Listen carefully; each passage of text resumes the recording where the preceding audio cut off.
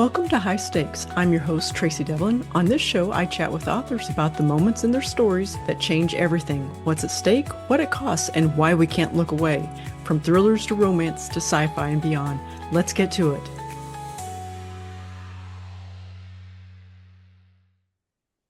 Joining me today is Jessica Cozzi to talk about her debut young adult romance, We've Hit Turbulence. Welcome to the show, Jessica. Thank you so much for having me. I'm excited to be here. Oh, it's my pleasure. You have had a very interesting career, I guess. You've gone from Yes. book blogger to Mhm. publicist, and now you're a debut novelist. I bet Yeah. this moment, did it feel kind of inevitable in a way, where you've always wanted to be an author, or is Yes, I think definitely I've always been very ambitious, like from a very concerningly early age. yeah. I told my parents I wanted to be a publicist when I was like 9 years old. And my mom was like, "How do you even know what that is?" Like I don't know. So yeah, in a way, like I felt like it was just inevitable. I felt like if I was going to shape the universe to let me have it somehow. So it is very surreal that like it's here now and I have Oh, it. Yeah. I love that. I love that. That's great that you knew what you wanted to do from such an early age. Because really, I hmm agree with your mom. It's like, how did you even know what a I don't publicist even was? know how I knew that, honestly. Yeah. I didn't have it. Smartphones weren't a thing. I didn't have access to the internet like that. I don't know how I knew that, but I just knew that's like what I wanted to do with my life, and I'm living my dream as a publicist and as an author. So Best of both very lucky. worlds. Yes, very, Yeah. very lucky. Great. I'm very happy for you. This is great. And, congratulations Thank on you. your debut novel. That's always a wonderful moment, and we'll talk about that just a little bit more later on in the interview. hmm But this was such a great, fun book. Oh, And thank you. Before we get into talking about this particular gem, why don't you talk to us a little bit more about your writing career? Mhm. Just whatever you want to talk about yourself, whatever you Sure. would like to share. Yeah. So I've always been like a very, very voracious reader. Again, like from a very early age, I would get sent in like first grade to go read with the fifth graders during like reading time because they're like, we don't have anything here that she can read. So I was always a very, very big reader. And then like I would always like write like little stories in my little notebooks, like just for fun. And then like when I got a little bit older, I kind of shifted away from that and like really just turned into like instead of my own writing, like being just a fan of reading. Yeah. And then in middle school and in early high school, one of my childhood friends and I, we were both very big readers. Reading is trendy now. It was always trendy to me, but it's like reading is Yes. becoming a thing now that's becoming a lot more trendy. And at the time, definitely like it was just me and my one friend that were really like the only like readers in our school that would like read at recess. So we decided freshman year of high school to start a book blog, not knowing anything, not expecting it to go anywhere, just kind of like, well, we're the only two that like reading, but there's a whole bunch of people on the internet that like reading, like maybe our friends from home don't, but there's people online who do. So we started a book blog where we started reviewing books for fun. And at that time, like I always say, like I knew I wanted an English degree, but I didn't really want to be a teacher. And props to my editor, Allie. I could not be an editor. The revisions process is my least favorite part of writing. I could not do that for a living. Like she is a superhero. I could not do that. So I like knew I wanted to work with books, but like I didn't really know what I wanted to do, and I was pretty young and didn't like know the publishing industry. But our book blog at the time, like it definitely was not the biggest blog that was around, but it was one of the bigger YA blogs. And so that's when publicists started pitching us with books to review.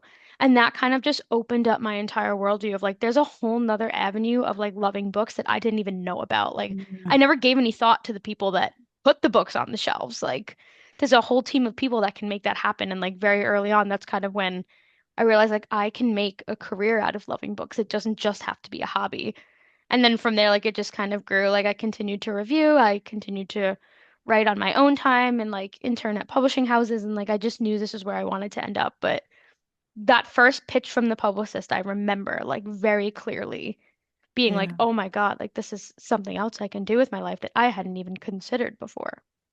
And what an interesting perspective too, because as a book blogger, getting those pitches from the publicists, hmm you knew what you liked and what you didn't like, Exactly. I and you think, were yeah. probably able to apply that as a publicist, kind of, I It guess. came very naturally to me. Like I remember as an intern when they gave me like a chance to take a crack at writing like a few press releases. And I was getting it from very early on. Like I remember like my bosses being like, "How do you know how to do this?" I'm like, "Because I get at that time I was getting a lot of them. I'm like, I get like 80 of these a week, so I remember which ones catch my eye and which ones I just kind of skim and throw away, and I remember what part of a pitch drew me in or what email subject line they caught my eye in my inbox. And I feel Yeah. like that really helped me in being a publicist because I was being pitched to, so I knew what kinds of things people were receiving, like receptive to when I Hmm. sent my own pitches out. And I feel like it kind of like really worked very well for me in that regard. Yeah, absolutely. That's a that's great insight. Yeah. It's a nice way to get started with it for Yeah. sure. I was very lucky. I'm very, very lucky. So we have writers that watch the show as well, Mhm. and for those writers in the audience, do you mind sharing with us the story of how you got your agent? Of course. So mine was a little bit unconventional. I graduated college in 2020. Spoiler alert, we know what happened to everybody in 2020. Yes, So I'm I sorry. graduated college. Yes, thank you. So at the time, I remember saying like I didn't want to go to grad school because there were some like online grad schools, but that really wasn't like a thing until the pandemic. A lot of schools were not Mm, online. And so grad school was night classes. And I was like, I didn't want to do that after, because I knew I wanted to work in publishing. I'm like, I don't want to get out of work at 5, go to night school till 8 o'clock. And then I live 2 hours away from Manhattan. I was like, I just mm, don't want to do that. So I was like, I don't need an MFA. Like, it would be nice, but I don't need it. Like, I'm just going to go straight for my career in publishing. And then COVID happened, mm, and publishing went into a hiring freeze. So I had no job. I graduated in my living room. Um, Very dark times for many people, as we all yeah. know. And I remember, like, at the time, like, every publisher was in a hiring freeze because the pandemic was kind of rocking everybody's world and a lot of schools were shifting to online. And I was like, you know what? Like, there's never going to be another opportunity for me to get this MFA where I get to sit at home and not have to juggle it with like working. Hmm. So I decided to do it. I did an MFA through Southern New Hampshire University, which is a primarily online school, and they were before COVID. But I hadn't given any thought to it until COVID when I was home and was specifically looking Yeah. for online schools. So I did my MFA through Southern New Hampshire, and it was an incredible program. I recommend it to everybody. But at the end of the program, right before you graduated, after your 2 years, they did like this special thing for the seniors where it was like a round robin with agents. It was like a pitching round robin. And it was not meant to get you a deal. It was meant for you to practice what it's like to pitch. Like a few agents volunteered, and it was more Yeah. like to practice how to boil down your book into like a 2-minute pitch so you can get someone's attention. And I got very lucky because one of the professors there, Marissa Cleveland, she was not my professor. I never had her. She's also a literary agent. So she volunteered. And I pitched to her and she was like, you know what? Like, this is a really good premise. Like, after this meeting, like, can you email me your manuscript? It was not We've Hit Turbulence. It was a different book, which has not sold. Maybe one day, but it hasn't. But like I got very lucky in that regard of like I kind of escaped the querying process. I was getting Yeah. ready to do it. Like I was writing the query letter and that was actually one of our homework assignments in the MFA is getting ready for that. But I got very lucky in that regard of we just clicked right away and I love working with her and she saw my vision for my books and my career so clearly that I got signed I think like a month after that. I was very, very, Oh, very lucky in that regard because I've heard the querying process is terrible. So it's brutal, I yeah. heard it's very scary. For So, but some, for that's kind some of it how. happens like you know, where Yeah. it's So I really think, quick, but yeah, what was meant to just be a practice pitch meeting so I can get comfortable with pitching myself ended up being the key to the rest of my career. that's great. Well, I'm glad. I hate that it's so hard for so many people Yes, and I agree. myself included. You know, I hate that Hmm. that process is so difficult and grueling. Yeah. So I'm very happy that you did not have to go through that. That's all Thank good. you. That is Thank all you. good. I appreciate that. All right. Well, what can you tell us about We've Hit Turbulence? So, We've Hit Turbulence is a young adult contemporary rom-com, and it's about a high school senior named Olive, and her boyfriend's a year older than her in college in Hawaii.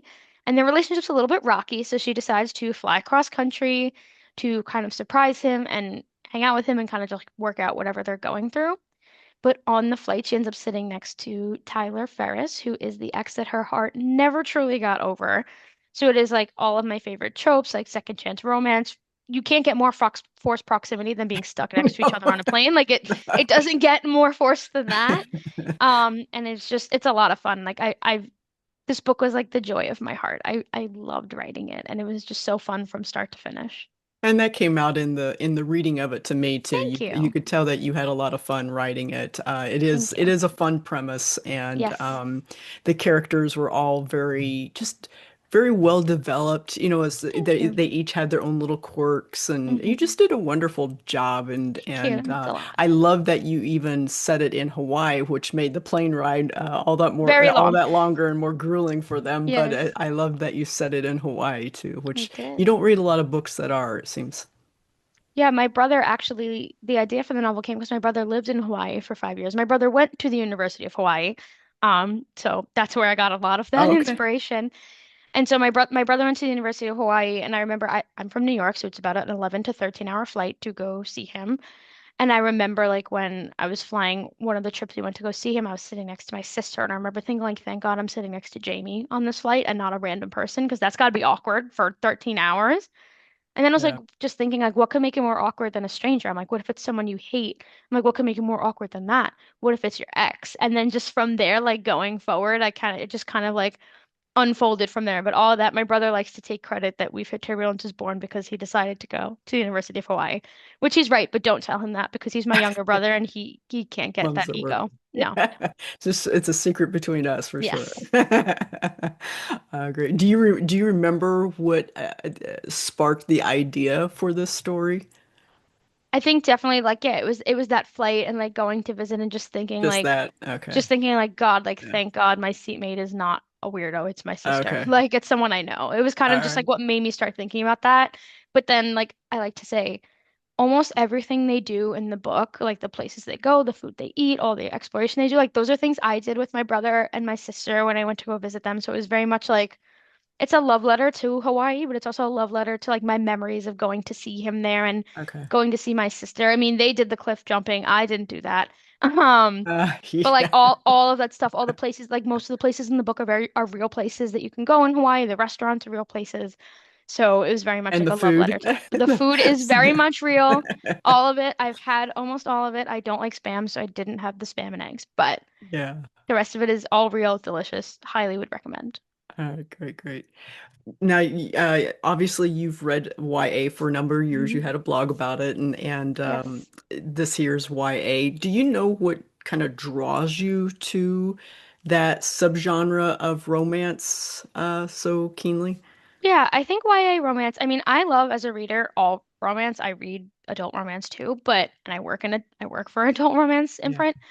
But for me, I think teenagers in general, like the stakes are so much higher because they're experiencing everything for the first time. You know, like as even as adults, you go through heartbreak and grief and loss and friendship breakups. But like when you're a teenager, that's often the first time you're experiencing these emotions, and it just adds a special level and like really raises the stakes. Like a story I love to tell, which is I actually failed my road test the first time I took it. The New York road tests are very hard. I will defend myself there. Um, I failed my road test the first time I took it when I was like 16 years old. I remember coming home and like going in my room and like hiding in my room sobbing and not speaking to my family. And I was so embarrassed and I was so ashamed and it felt like my world was falling apart. And then like I look back on it now as an adult and I'm like, girl, you passed again a week later. Like you were fine. But Yeah. like I like to use that example because like as a teenager, like that was my first major failure that I've experienced, my first like embarrassing, mortifying failure. And I remember feeling like my world was coming apart at the seams, like because I had nothing else to compare it to now. You know, as an adult, I've had many failures, many which were worse than that. Yeah. Um, so I think definitely like that kind of thing, like YA is teenagers going through love and heartbreak and all of these things for the very first time. And I think that's what draws me to it is it's just really like emotional and in-depth and really exciting too. But like Yeah. everyone remembers the first time they fell in love. Even if it's not the person you end up with, you remember how you felt the first time Yeah. you fell in love. Nobody forgets that.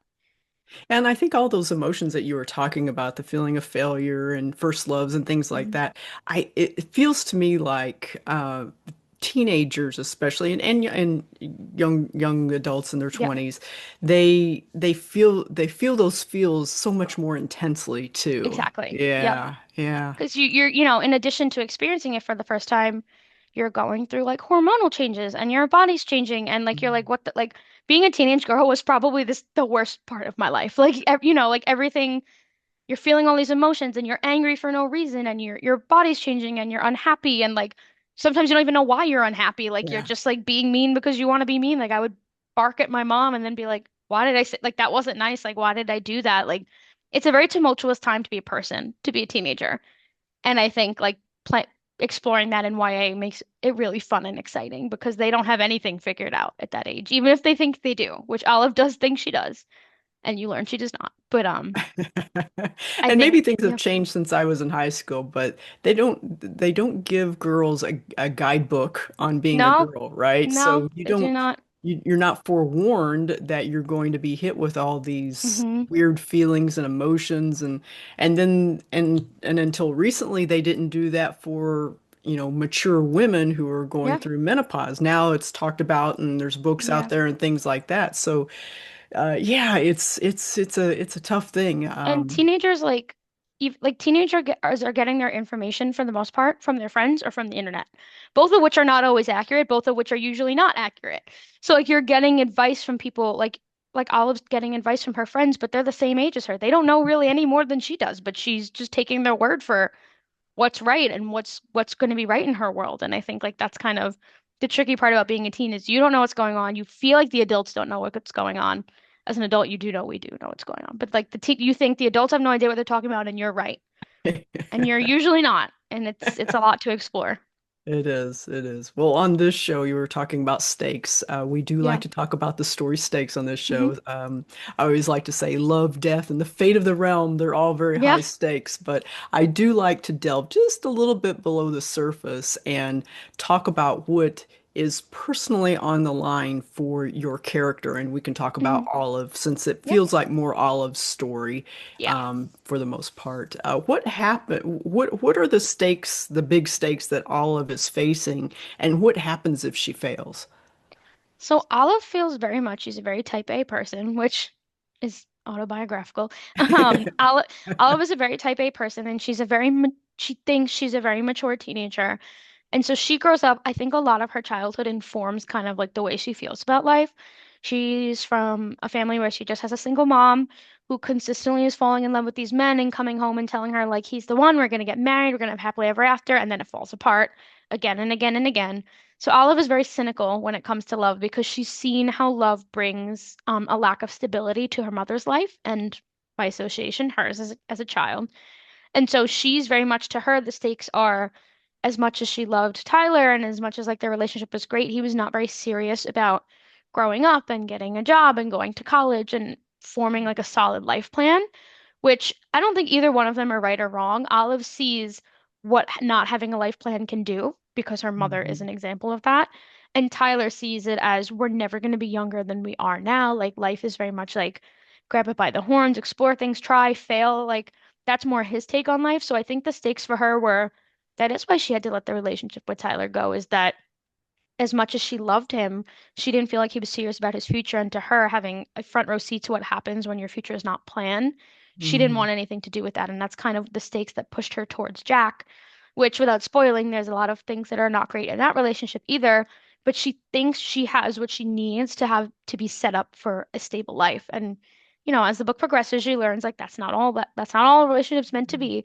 But I think like that's her biggest stake is she feels like if she fails and doesn't have a solid life plan, she will end up like her mom, who as much as she loves her is always single, always sad, always flitting between these men and genuinely thinking that they love her and then finding out they don't. And she doesn't want to be set up for the life that she thinks she would be if she followed her heart instead of her head. Yeah, yeah, yeah, yeah.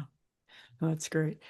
So, I always like to ask authors what they hope readers Mhm. will think about long after they finish the story. And maybe you there's not anything and you just hope that they Mhm. have a lovely entertaining read, but is there anything that you hope readers take away from this story? Well, I do hope they have an entertaining read because I worked very hard on it. But yes, like I understand. I think for me, I hope that readers take away from it like that there is no wrong way to want your life to go. And I think that like sounds like really cheesy and philosophical, but it is true. Like Olive is so dead set on her life has to go this way, and Tyler's so dead set on his life has to go that way. And as the book progresses, like they learn like there are ways to blend both, and there are pros and cons of both approaches. And I think that's something I had to learn even as an adult. Like I said, I'm very, very type A. My partner Matt is very not. He's not as type B as Tyler, but he's not as type A as me. And like, when we first started dating, we've known each other since we were 11 years old. And so we've known everything about each other. And it's very much like my stance on something that is not always his stance on like my outlook. Our outlooks on life don't always match up, but instead of being like you're right and I'm wrong, we have to figure out, okay, like what's a way to blend both of these outlooks in a way that looks good for both of us. So I hope that readers like do take that away of like there is a way your partner doesn't have to be your perfect match on paper and like everything you do to have a fulfilling and strong relationship. There are ways that you can find a middle ground that works for both of you. Yeah, amen. I love that. That's great. Thank you. So, when you're a debut author, you're exposed to a lot of firsts, first agent, first contract, Mhm. first book cover, which is always fun. Yes. Um, First interview, maybe. Yeah. So, what has been, I guess, the most joyful first for you? And I know that you've probably had a lot of them, and it's Mhm. not fair for me to ask, but I always do like to ask and see.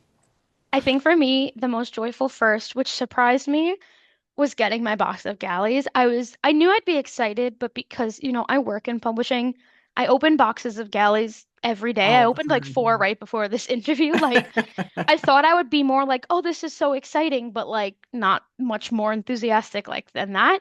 But the day the galleys came, they came while I was not home and I got sent a picture of it, of the box. Nope, they didn't open it without me, but I got sent a picture of the box. And I Yeah, like got like this pit in my stomach, like, oh my God, it's really happening. And like I did cry when I opened them. I was so yeah. excited to see my hard work in my hands with that beautiful cover. And I was genuinely shocked. I thought I would be like, oh my God, this is awesome. But like, I genuinely was like weepy and Yeah. really emotional. I thought I'd be more numb to it because I do this all day, but I've learned like as even as a debut author, like it doesn't matter if you work in publishing, it still feels just as magical and exciting. Oh, great. I'm glad for you for that because Thank you. I could see where you might worry about that, about being Hmm. numb is the term you Yeah. use. And I could see that that might be a concern. So I'm so glad you were able to Yeah, I haven't experience felt that at all, that honestly. I for, actually, before yeah. my first podcast interview, one of my friends is an author, Kate Jacobs, the author of The Princess Knight, and I was actually Kate's publicist because HarperCollins Oh, bought Kate's book. nice. And so I called Kate and I was like, "Oh my God, I'm so nervous. My first podcast interview, what do I do?" And Kate was like, "You were the one who gave me the media training for my podcast interviews. Like you shouldn't be nervous. You know how this goes." But I was not exempt from the debut nerves at all, which Yeah, was surprising, but I am, like you said, I am glad that I get to really feel, I do feel like a new author, even though I am seasoned in the publishing world. I feel like all those firsts are just as exciting for me as I've seen good, it for other authors who don't work in the industry. good, good. I'm glad to hear that. That makes me Thank you. happy. Thank you. Have you received any writing advice that you'd like to share, or is there anything that you've learned along the Mhm. way, some philosophy, whatever that you'd like to share with our audience? My biggest piece of writing advice that I tell everybody is to find an accountability partner of some sort. I actually have a childhood friend who is also a writer, and he and I used to meet every Sunday at a local coffee shop. Every Sunday, 10 to 12, come hell or high water, unless you were sick or it was a holiday, like we were there every time. Oh, And great. I found that that was really helpful for me because, especially because I work a full-time job, so I can't write a lot during the week. I do. I write a few Mhm. days a week, but I write at night only for an hour or two because I work in Manhattan and I get home really late. Mm. So I don't do as much writing during the week, but on the weekends, like knowing I had that protected time was really important to me. And then knowing when I would wake up on Sunday and be like, I don't want to go. I'm like, well, Jason's already sitting there, so I need to get up because he's waiting for me. And it would work in the reverse. And then Jason, unfortunately, he moved, so he doesn't live there Mm. anymore. But me and like a whole group of my writing friends who like are all spread out, who actually started as blogger friends. I met them when we started the blog, and Ah, we all became friends like online, and are still friends to this day. Go on writing retreats together and everything. We now every Sunday, all six of us meet online. We meet virtually, like on Zoom, on Discord, but we meet every Sunday to work on our own writing projects and just talk about what we're working on. And I think for me, that has really fueled me because on the days where I feel lazy and like I don't want to do it, I know that they're online waiting for me, and that's the final push I need to like get up and get at it. Great. No, that's wonderful. It is nice that you have a group of friends that you can lean Yeah. into in that way. So I'm glad that you were able to find another Jason type. So that's Jason's in the wonderful. group now. He's Oh, just is he? he's virtual. But yes. Okay. All But right, yes, great. yes, very much like I went from having somebody in person, and then when he left, I remember being like, "Oh my God, am I going to be able to keep up with this?" And Yeah. having all of them transition to like an online group. It was actually even better. Sorry, Jason. It was even better because now it's six of us all together. Like they were all hanging out, and it was very it's made us very close as friends, and it's made us very strong as writers. It's really wonderful because I started out with two of my writing Hmm. buddies, and we got together and we were just brainstorming stories Yep. and things like that, and then we grew and we created this world and wrote in this world together, and so it was such a wonderful experience, and it's nice because you have your strengths as a writer. And they have their strengths as a Yep. writer, and sometimes, for us at least, it really complemented each other, you know. And we all write different genres too, Okay. which is very interesting. Like Yeah. some of us overlap, but I'm saying like there's some fantasy writers in there, there's romance writers, there's sci-fi. So like even though we don't all write the same genre, like it's still very much like we bounce ideas off of each other. Like I'll be like, I have no idea what dragons do in your book, but what about this? Like we just kind of like it's formed a friendship. Like we've gone on in-person writing retreats together now. Like it's been very it's like it fills my well. I feel like it's and it's good to do it on a Sunday at the start of the week. I feel ready. I Yeah. feel fueled. I feel ready to write, and it's exciting. Well, nobody in your life except for your writing buddies really understand the Yep. challenges of writing. Hmm. So it is nice to commiserate a little bit with them as well. Exactly. My family tries. I explain it to They them, but do. they still Yeah. my poor grandmother, when she pre-ordered Beef Hit Turbulence, she's like, I have to call Amazon. She pre-ordered it in like June. She's like, I have to call Amazon because my order didn't come.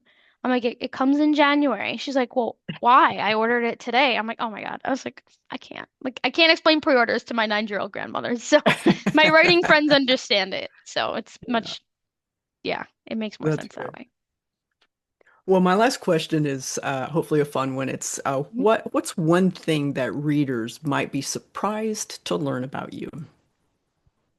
I would say they'd be surprised that I'm a book publicist, but I'm very open about that online. I think that that would really surprise people is I am painfully shy. You do not get that on my social media. I'm very good at masking it. I'm very good at masking it in my publicist life too. But I am very, very shy sometimes and like painfully so. So I think that would Yeah. surprise people that but you know, I find the second wind and I find the strength to be more like extroverted and be more open because that's so much of being a writer, of like getting your book out to readers. But like the first time I met readers in person, I was at Y'all Fest in this past November and they were giving away galleys of my book and readers were coming up to me asking it to get signed. I very much put on the persona of like, oh my God, hi, it's so nice to meet you. But in my head, I was like, oh my God, oh my God, oh my God. I don't even remember signing their books. I see pictures and I'm like, I was not mentally there. Like I was freaking out, like in my head. But I've been good at hiding it. I think that would surprise people though, how shy I actually can be. No, that's great. It's wonderful that you figured out how to work around it because it is so important. You can't Most be a writers publicist are, without it. You have to be extroverted to be a publicist. yeah. Yeah. Yeah, a Yeah. lot of writers are introverted, so that they have Yes. to Yep. kind of figure out how to be both in Exactly. yeah. All right. Exactly. Well, before we go, can you share what's coming up next? I can. So I sold two more books. I can't tell you about the third one. But the Yay. second one comes out in fall 2027. It's called The Rom-Com Conundrum, and it's about a teenage girl named Sasha. It's also a young adult romance. And she decides to write a romance story for a school project, but she's never been in love. So she decides to go to the library and rent all of the old 90s and 2000s rom-coms and rewatch them and be like, "Oh, I can just learn everything I need to know about love through these." And then she ends up falling for the page who works at the library, and she learns that real love is a lot more complicated than it looks like in the movies. That sounds wonderful. I Very can't wait. excited about And that one. that's 2027? Fall 2027. Fall No date yet. 2027. Yes. And Okay, then I great. can't talk about book three yet. Hopefully soon, but I can't. All right. Well, we will keep an eye out and we'll wait patiently for number two to come out. Thank you so much. Thank you for having me. Oh, my pleasure. Well, folks, be sure to order your copy of We've Hit Turbulence today. You can learn more about Jessica at jessicacozziwrites.com, where you'll also find all of her social media links. Jessica, thank you so much for joining me and Yeah. congratulations on the release of your debut novel. I'm so happy for you and so happy that you're enjoying all of these wonderful firsts. Thank you so much. I was very excited to be on the show. Thank you. That's it for today's high stakes story. Follow the show so the next episode lands right in your feed. And if you enjoyed today's chat, a quick rating or review helps new listeners find us. Visit tracydevlyn.com/podcast for show notes and links to today's amazing guest and their fabulous book. High Stakes is a proud member of the Authors on the Air Global Radio Network. Thanks for listening. Until next time, enjoy the adventure, everyone.